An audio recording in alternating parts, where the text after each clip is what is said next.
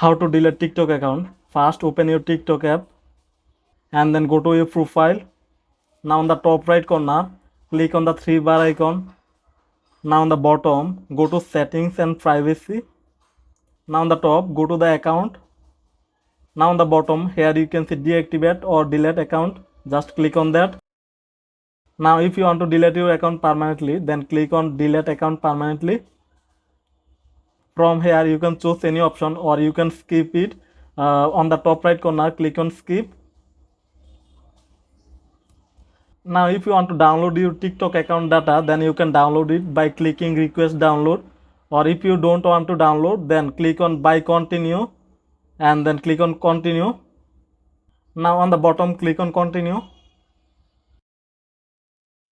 Now you need to verify your account, but in this case I am not doing this. Hope that this video help you out. If this video help you, please hit the like button and subscribe this channel. Thanks for watching.